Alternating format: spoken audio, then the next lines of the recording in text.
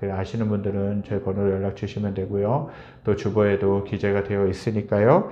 필요하신 분들은 연락 주시고 함께 교제 나누시고 또 기도해 드리도록 하겠습니다. 하나님 말씀 보시도록 하겠습니다. 요한일서 2장 12절부터 17절 말씀입니다. 요한일서 2장 12절부터 17절 말씀입니다. 신약 389쪽, 390쪽에 걸쳐서 있습니다. 요한일서 2장 12절부터 17절 말씀 함께 보시도록 하겠습니다. 요한일서 2장 12절부터 17절까지 말씀 보시도록 하겠습니다. 제가 12절부터 16절까지 봉독해드리고요. 17절 말씀만 함께 읽도록 하겠습니다. 자녀들아, 내가 너희에게 쓰는 것은 너희 죄가 그의 이름으로 말미암아 사함을 받았으며, 아비들아, 내가 너희에게 쓰는 것은 너희가 태초부터 계신 이를 알았으며, 청년들아, 내가 너희에게 쓰는 것은 너희가 악한 자를 이기었음이라. 아이들아, 내가 너희에게 쓴 것은 너희가 아버지를 알았으며, 아비들아, 내가 너희에게 쓴 것은 너희가 태초부터 계신 이를 알았으며, 청년들아, 내가 너희에게 쓴 것은 너희가 강하고 하나님의 말씀이 너희 안에 거하시며 너희가 흉악한 자를 이기었음이라. 이 세상이나 세상에 있는 것들을 사랑하지 말라. 누구든지 세상을 사랑하면 아버지의 사랑이 그 안에 있지 아니하니, 이는 세상에 있는 모든 것이 육신의 정욕과 안목의 정욕과 이생의 자랑이니 다 아버지께로부터 온 것이 아니요 세상으로부터 온 것이라. 17절 함께 읽겠습니다. 이 세상도 그 정욕도 지나가되 오직 하나님의 뜻을 행하는 자는 영원히 거하느니라. 아멘. 오래전부터 목숨을 걸고 북한을 탈출하여 남한으로 내려오는 사람들이 참 많아졌습니다. 정말 고위 당국에 있었던 그 사람들도 많이 이제 내려왔고요. 이미 또 살기가 너무나도 힘든 사람들이 또 많이 내려왔습니다. 너무나도 많은 어려움 가운데 있는 것이죠. 북한에 있는 실정이 너무나도 많이 어렵습니다. 굶주리고 헐벗고 쉽지 않은 상황들. 김일성, 김정은 그 우상을 숭배하지 않으면, 그 사람들을 숭배하지 않으면 정말 반동으로 찍혀서, 낙인 찍혀서 그곳에서 살아갈 수 없는 그 상황들. 그럼에도 불구하고 그들은 그곳에서 숨어서 지하교회에서 신앙을 지키는 사람들이 너무나도 많이 있습니다. 그러나 그 자유가 그리워서 내려온 사람들이 참 많이 있습니다. 이번 몇 년 동안 다니엘 기도에 보면요, 정말 북한에서 내려오셔서 정말 이 땅 가운데서 자유를 찾아서 내려오셔서 정말 이 땅 가운데서 복음을 들고 하나님의 복음을 전하시는 분들도 많이 있습니다. 어저께 간증을 하셨던 그 분도 정말 고위층에 있었던 분들이었던 것 같아요. 그래서 그런 상황에도 불구하고 내려오셔서 또 이 땅 가운데서, 또 이 지역 가운데서, 또 열방 가운데서 복음을 전하시는 분들도 많이 있습니다. 또 국회의원으로 당선되신 분들도 계시고요. 또 자유를 찾아 내려와서 이 땅에서 자리 잡고 이 땅에 정착하면서 살아가시는 분들도 참 많이 있습니다. 정말 그들은 목숨을 걸고 내려오는 것입니다. 목숨을 걸고 엄청난 거리를 헤엄을 쳐서, 때로는 걸어서, 뛰어서 내려올 수밖에 없었다라는 것이에요. 왜 그들이 이 땅으로 내려올 수밖에 없었겠습니까? 자유를 찾아서, 정말 먹을 것을 찾아서, 정말 그들이 정말 자유를 찾아서 정말 자유롭게 살고 싶은 그 마음으로 내려온 것입니다. 어떤 정착할 수 있는, 이 땅에 내려왔다고 해서 정착할 수 있는 그 보장도 없어요. 정말 내가 잘 지낼 수 있을까라는 그런 장담도 할 수 없어요. 그럼에도 불구하고 그들이 내려올 수밖에 없는 것은 자유. 내가 마음대로 살 수 있고 내가 마음대로 정말 신앙생활을 할 수 있는 그 자유를 찾아 내려오는 것이에요. 그들이 중간에 잡히면 어떻게 되는지 아십니까? 죽을 수밖에 없는 목숨이에요. 감옥에 가거나 노동교화형을 받거나 몇십 년 동안 죽을 때까지 그 땅 가운데서 살아갈 수밖에 없는 상황이지만, 그럼에도 불구하고 그들이 내려올 수밖에 없는 것은 자유를 찾아 내려오는 것입니다. 그리스도인들 역시 이 땅에 살면서도 정말 우리가 이 땅에 매이지 아니하고 하나님 나라를 바라보면서, 하나님의 나라를 바라보면서 살아가는 것이 너무나도 중요하다는 것이에요. 왜 그렇습니까? 이 세상에서의 삶이 영원하지 않기 때문에 그렇습니다. 고향을 떠나서 내가 정말 몇십 년 동안 살아왔던 고향을 떠나서 타 지역에서 이방 민족, 이방 지역에서 살아왔던 사람들이 많이 계십니다. 또 이 지역에 또 많이 있고요. 이 땅이 몇십 년 동안 고향이셨던 분들 계시지만 대부분의 사람들을 보면요, 고향을 떠나서 이 땅에 내가 살고 있는 그 곳에 정착해서 일을 하고 경제적인 활동을 하고 여러 가지 생활을 할 때가 많이 있습니다. 그러면서 어떤 생각을 합니까? 가끔 생각나는 게 고향이라는 것이에요. 그래서 명절 때 고향을 찾아서 내려가기도 하고요. 고향을 찾아 부모님을 찾아 떠나기도 합니다. 왜 그렇습니까? 부모님이 계시기 때문에 그래요. 고향이 그립기 때문에 그래요. 고향에서 정말 내가 살아왔던 그 인생의 모든 삶의 과정들이 담겨져 있기 때문에 그래요. 하나님의 나라도 마찬가지입니다. 우리가 하나님의 자녀로 이 땅에 살 수 있도록 하나님이 허락하셨지만 이 땅에서 삶이 영원한 것이 아니라 하나님의 나라가 영원한 것이라는 것이에요. 그렇기 때문에 이 땅 가운데서도 정말 하나님의 나라의 삶을 사모하면서 또 하나님의 나라를 누리면서 살아가는 것이 너무나도 중요하다는 것이에요.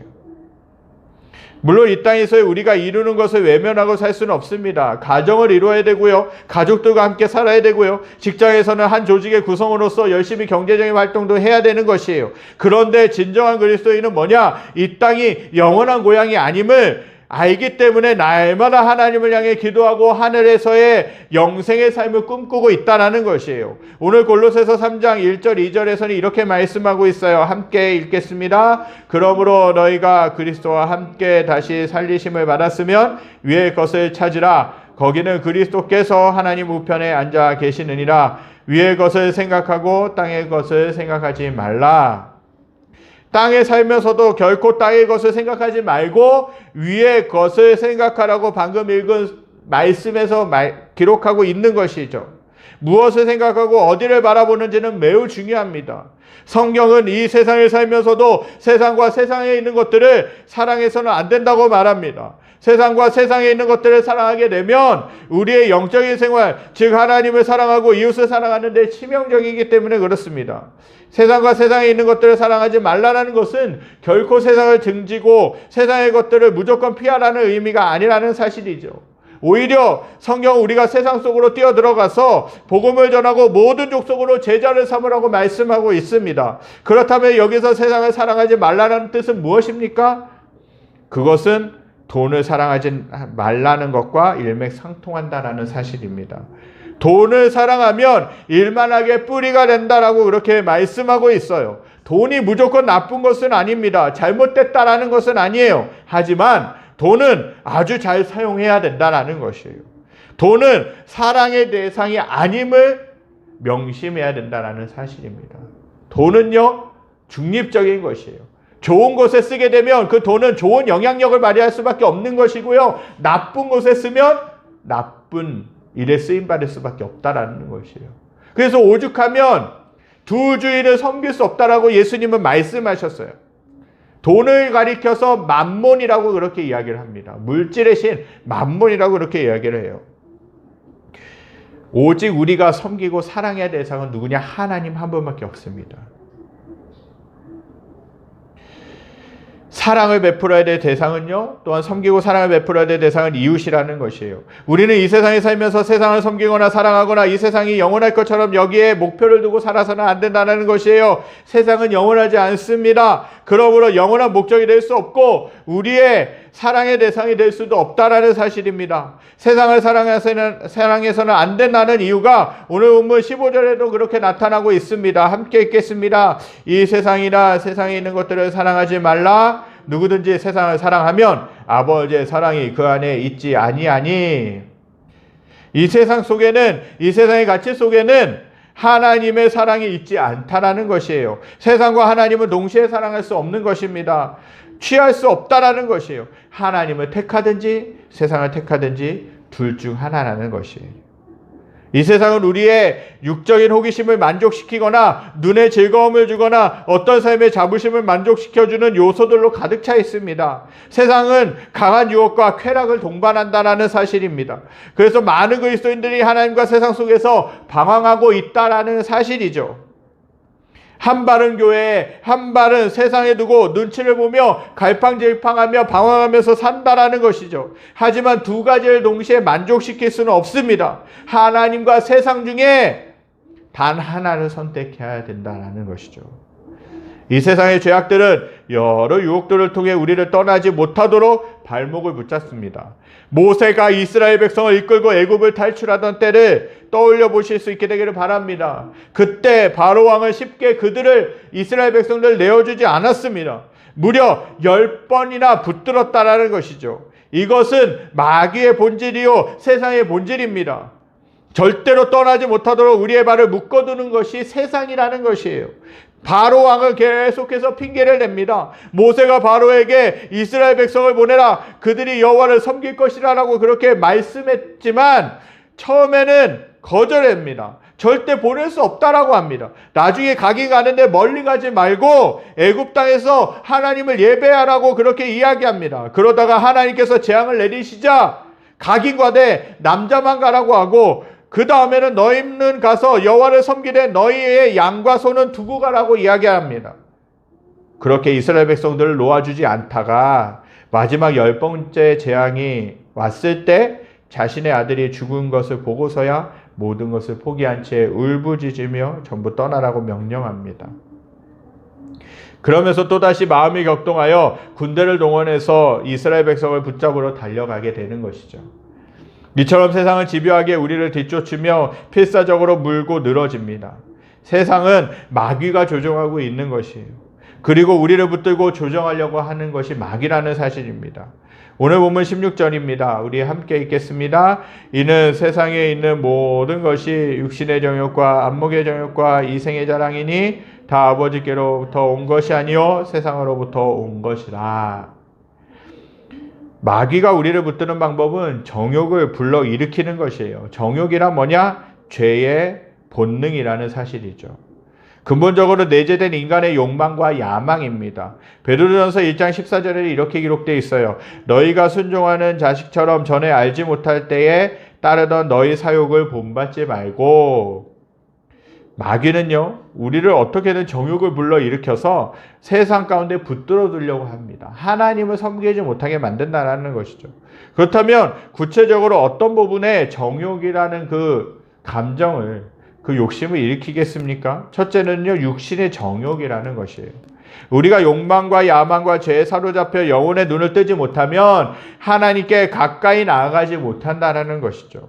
인간의 마음이란 누군가 말하기를 악의 제조 공장일 뿐만 아니라 끝없는 죄와 욕망의 늪과 같은 것이라고 말했습니다. 육신의 정욕이란 단순히 생리적인 욕구를 넘어선다라는 사실입니다. 인간의 육신 속에 있는 정욕은 죄악적인 욕망입니다. 갈라디아서 5장 19절부터 21절에 이렇게 기록되어 있습니다. 육체의 일은 분명하니 곧 음행과 더러운 것과 호색과 우상숭배와 주술과 원수 맺는 것과 분쟁과 시기와 분냄과 당짓는 것과 분열함과 이단과 투기와 술취함과 방탕함과 또 그와 같은 것들이라. 전에 너희에게 경계한 것 같이 경계하노니 이런 일을 하는 자들은 하나님의 나라를 유업으로 받지 못할 것이요 라고 그렇게 말씀하고 있습니다. 우리 안에 온갖 죄악들이 계속해서 불타고 있습니다. 술 취함으로 말미암아, 방탕함으로 말미암아, 미움으로 말미암아, 우상숭배로 말미암아, 돈을 좋아함으로 말미암아 신앙생활이 방해받고 있다라는 사실입니다. 주일날 교회 가려고 하면 중요한 약속이 생기고 돈을 벌 수 있다라는 유혹이 찾아옵니다. 그러면 자연스럽게 이번 주일만 빠지자 하는 욕망이 솟아나는 것이에요. 우리는 욕망에 사로잡혀 살아가는 삶이 아니라, 정욕에 사로잡혀 살아가는 삶이 아니라 성령에 사로잡혀 살아가야 되는 삶인 줄 믿습니다. 그래서 우리가 성령이 역사하시도록 주님 앞에 끊임없이 그 주님을 바라보며 주님께 기도하며 주님 앞에 나가야 되는 것이죠. 그래야 우리는 육신의 정욕에 사로잡히지 않고 하나님의 영에 사로잡혀서, 하나님의 뜻에 사로잡혀서 살아갈 수 있는 것이죠. 둘째로는요, 안목의 정욕이라는 사실입니다. 안목의 정욕은 보는 데서 생기는 욕망입니다. 죄는 보는 데서부터 시작됩니다. 보면서 상상하고 급기야 행동으로 옮기게 되는 것이죠. 자꾸 보니까 갖고 싶고 즐기고 싶어지는 것이에요. 내가 무엇인가를 처음에는 홈쇼핑 아시죠? 홈쇼핑 채널 아십니다. 인터넷 여러 이제 쇼핑몰, 온라인 쇼핑몰들이 아시죠? 내가 인터넷에 계속 검색하다가 또 홈쇼핑을 보다가 처음에는 필요가 없는 것이죠. 처음에는 내가 필요 없다라고 느껴지는 것이에요. 아, 홈쇼핑 하나보다, 그 물건을 거기서 파나보다, 그렇게 생각을 합니다. 근데 계속 가만히 들여다보세요. 몇 분이고 계속 들여다보면 어떤 마음이 생깁니까? 이거 필요할 것 같은데? 이거 있어야 될 것 같은데? 얼마나 그 홍보를 잘합니까? 그 하나의 물건을 가지고 우리가 상상할 수 없을 정도로 홍보를 하는 것이에요. 쇼 호스트들이 나와가지고 홍보를 하게 되는 것이에요. 계속 우리들 마음 가운데 그걸 보고 있으면 사고 싶어지는 것이에요. 그러다가 어떤 일이 벌어집니까? 충동 구매가 일어나는 것이에요. 당장은 필요 없는 것인데, 절실하게 필요 없는 것인데 사고 마는 것이죠. 사다 놓으면 언젠가 쓰겠지, 언젠가 먹겠지라는 그 마음이 있는 것이에요. 계속 그래서 보는 것, 어떤 것을 보느냐가 너무나도 중요하다는 것이에요. 하나님은요, 저와 여러분들에게 볼 수 있는 눈을 주셨어요. 그 눈을 가지고 어떤 것을 보느냐에 따라서 우리가 하나님의 뜻대로 살아갈 수 있느냐, 아니면 세상에 매여서 살아갈 수 있느냐가 결정되는 것입니다. 화인 크로스비라는 그 여인이 있었습니다. 그 여인은 어릴 때 눈 수술을 잘못 받아서 95년 동안 시각장애인으로 살 수밖에 없었습니다. 그는 평생 8천여 곡의 찬송의 글을 썼습니다. 신앙의 글을 썼죠. 그럼에도 그녀는 자신이 시각장애인이 되어 어둠 속에 살게 된 것을 하나님을 찬양하기 위함이었다라고 그렇게 고백하고 있는 것이에요. 만약 자신이 육신의 눈을 뜬 채로 세상의 유혹을 받았다면 어떻게 많은 찬송가를 지을 수 있었겠느냐고 그렇게 이야기했다라고 합니다. 그는 앞을 보지 못하게 된 것에 감사했다라는 것이에요. 눈을 뜨고 살았다면 세상의 아름다운 것을 보는 기쁨도 있었겠지만 그것보다는 악하고 나쁜 것에 더 빠질 수 있는 인간이기에 오히려 눈이 보이지 않음으로 인해 하나님만 바라볼 수 있어서 기쁘다고 그렇게 고백했다라는 것이죠. 차라리 우리 눈이 보이지 않는다면 죄를 덜 지을 수 있을 것이라는 생각을 해봅니다. 그러나 안목의 정욕이 붙잡는 한 우리는 세상을 떠나지 못한다는 것이에요. 안목의 정욕에서 벗어날 수 있다면 우리는 주님을 더 가까이 하며 어린아이처럼 순수하게 섬길 수 있을 것입니다. 우리도 세상에 대해서는 눈을 감고 하나님 앞에서 눈을 뜰 수 있게 되길 간절히 소망합니다. 하나님을 바라보는 것이 너무나도 중요해요. 하나님이 보시는 것을 보는 것이 너무나도 중요해요. 세상의 것들을 계속해서 보게 되다 보면요, 세상의 것들에 사로잡힐 수밖에 없어요. 보는 것에서부터 시작되는 것이에요. 죄는 아까도 서두에도 말씀드리지 않습니까? 죄는 보는 것으로부터 시작된다는 것이에요.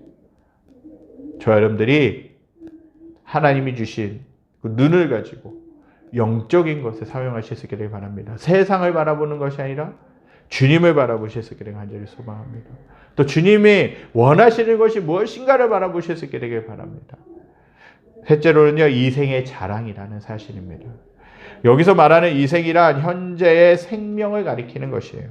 이 생명은 영원한 생명이 아니라 육신의 생명으로 표현되고 있습니다. 현재의 자신을 남에게 보여주고픈 허영심이 바로 이생의 자랑입니다. 이러한 마음이 우리 안에 은밀히 내재되어 있어요. 우리는 현재의 재물과 명예와 소유를 자랑하려는 욕구를 가지고 있어요. 대놓고 자랑하기도 하고요, 은근히 둘러서 자랑하기도 합니다. 자랑은 끝도 없이 펼쳐지고 있다라는 것입니다. 남에게 인정받고 싶은 욕심, 제 자신을 드러내서 상대방보다 우위에 서고자 하는 욕구는 쉽게 사그라들지 않습니까? 않습니다. 왜 명품백을 메고 다닙니까? 왜 명품으로 계속해서 우리 몸을 포장하고 다닙니까? 아, 나는 이만한 사람이야, 나는 이만한 사람이야 라고 그렇게 남들에게 보여주고 싶어서 그렇게 하는 거 아닙니까? 내 분수에 넘치도록 내 몸을 치장합니다. 내 분수에 넘치도록 많은 것을 소유하려고 합니다. 왜 그래요? 이만큼 가지고 있으니까 다른 사람들이 나를 우러러보겠지 라는 그런 욕심에, 그 마음의 자아 가운데 그러한 모습들이 자리 잡고 있기 때문에 그래요. 외모, 재산, 자식의 출세, 내가 가지고 있는 지식 등 자랑거리가 되지 않는 것이 없다라는 것이에요. 자랑을 하다 보면 부풀리는 것은 일도 아닙니다. 약간의 거짓말을 못해서 과장되게 자랑합니다. 자랑 우리 스스로를 속이는 족쇄가 되는 것이죠. 이렇듯 온통 허영심의 노예가 된 우리는 어느새 마귀의 소나기에서 놀아나는 존재가 될 수밖에 없는 것이에요. 껍데기만 화려할 뿐 안은 텅 비어 있을 수밖에 없습니다. 우리는 아담과 하와를 통해 육신의 정욕으로 죄를 짓는 모습을 보게 됩니다. 창세기 3장 6절입니다. 함께 읽겠습니다. 여자가 그 나무를 본즉 먹음직도 하고 보암직도 하고 지혜롭게 할 만큼 탐스럽기도 한 나무인지라. 여자가 그 열매를 따먹고 자기와 함께 있는 남편에게도 주매 그도 먹은지라. 하와가 먼저 탐스러운 열매를 보니까 어떻게 됩니까? 그가 먹고 싶은 충동이 느껴졌다라는 것이죠. 또한 하나님처럼 지혜로워지고 싶은 마음도 생겼습니다. 먹음직도 하고 모함직도 하고 지혜롭게 할 만큼 탐스러운 열매가 눈앞에 보여지게 되니까 하와는 즉시 따먹고 말았습니다. 게다가 남편인 아담에게까지 그 열매를 준 것이죠. 죄는 언제나 전염성을 가지고 있어요. 옆 사람을 죄의 세계로 끌어들입니다. 자기 혼자 죄짓고 끝나는 것이 아니에요. 결국 아담과 하와는 사탄의 유혹에 넘어가 죄를 짓게 되는 것이죠. 이처럼 육신의 정욕, 안목의 정욕, 이생의 자랑은 창세 때부터 시작되어서 지금까지 우리를 괴롭히고 있다는 것이죠. 로마서 5장 17절에 이렇게 말씀합니다. 한 사람의 범죄로 말미암아 사망이 그 한 사람을 통하여 왕노릇하였은즉 더욱 은혜와 의의 선물을 넘치게 받은 자들은 한 분 예수 그리스도를 통하여 생명 안에서 왕노릇하리로다. 이런 죄의 유혹은 예수님에게도 어김없이 찾아왔습니다. 40일 동안 금식을 하시고 난 후에 공생애를 예수님이 시작하신 무렵에 마귀가 예수님을 찾아온 것이죠. 마태복음 4장에서 마귀가 내가 만일 하나님의 아들이거든 명하여 이 돌들로 떡덩이가 되게 하라 하고 예수님에게 말씀했어요. 이야기했어요. 예수님은 이렇게 말씀하셨죠. 사람이 떡으로만 살 것이 아니요 하나님의 입으로부터 나오는 모든 말씀으로 살 것이다 라는 것입니다.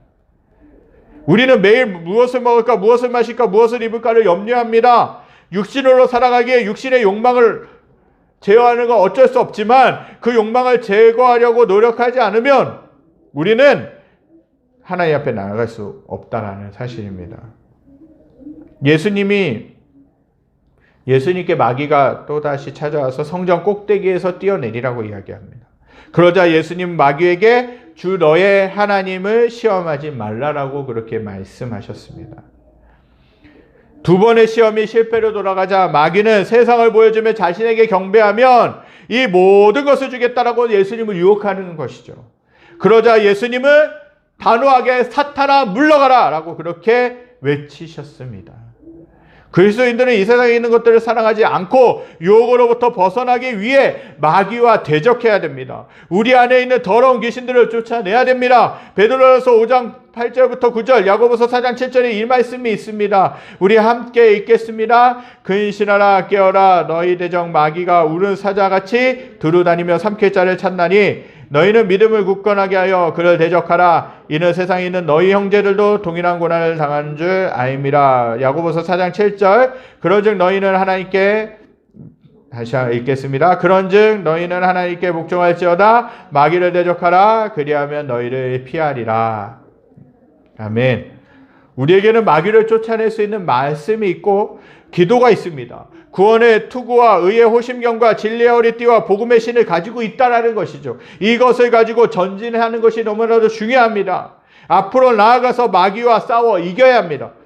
어떤 사람이 말하기를 하나님의 전신갑주는 앞에만 무기가 있고 등 쪽에는 무기가 없다라고 그랬어요. 그러므로 마귀에게 등을 돌려서는 안 된다라는 것이죠.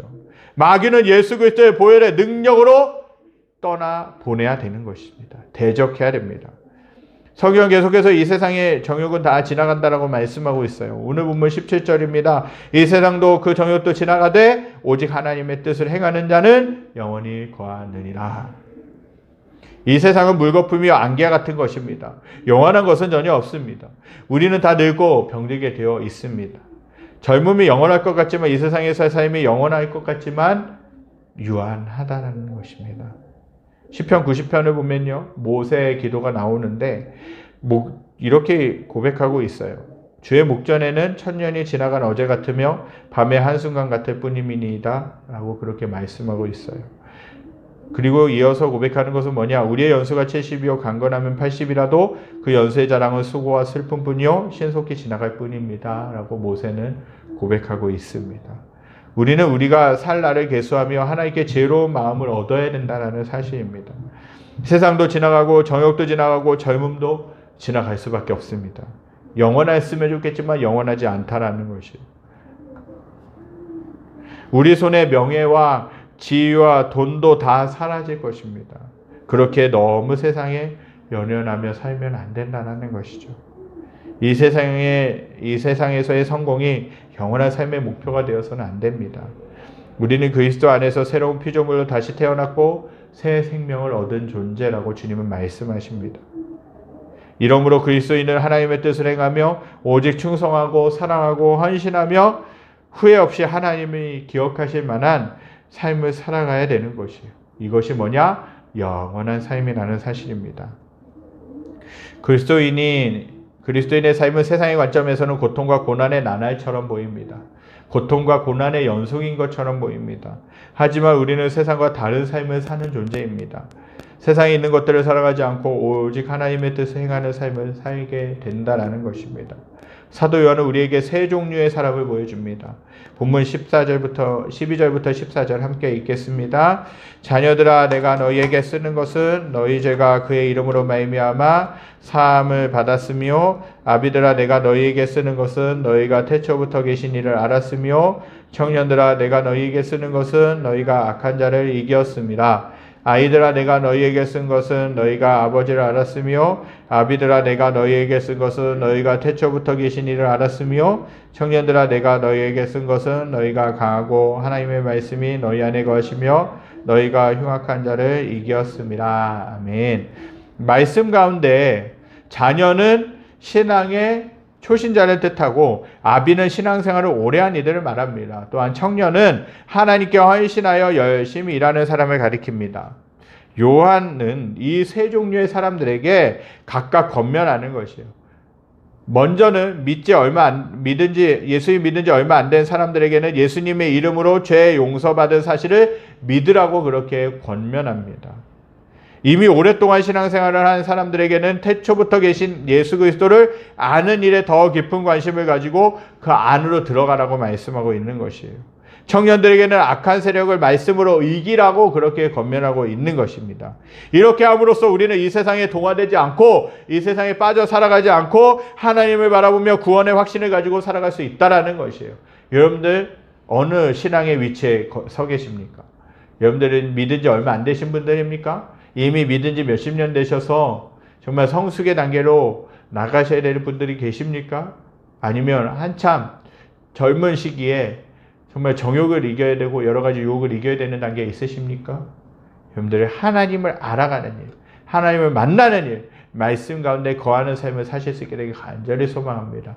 그래서 저와 여러분들이 신앙의 성숙을 이루어감으로 말미암아 세상이 주는 것으로 동화되는 것이 아니라 하나님의 말씀으로 하나님의 능력 가운데서 세상을 이기실 수 있게 되기를 간절히 소망합니다. 세상은 중요합니다. 세상에서 우리가 땅을 딛고 발을 딛고 살아가기 때문에 세상 가운데서 정말 주님으로부터 오는 영향력을 발휘해야 돼요. 그러나 우리가 세상에 빠져서 살아가서는 안 된다는 것입니다. 하나님의 뜻대로 하나님의 말씀을 붙들고 하나님의 자녀답게 살아가는 것이 너무나도 중요합니다. 세상의 노예가 되지 마시기 바랍니다. 오직 예수 그리스도를 우리의 표대로 삼아서 그분을 바라보면서 우리의 순례의 삶을 살아가실 수 있기를 간절히 소망합니다. 이 땅에서의 삶이 영원한 것이 아니라 하나님의 나라의 삶이 있기 때문에 그렇습니다. 저 여러분들이 이런 모습으로 살아가실 수 있게 되기를 간절히 소망합니다. 우리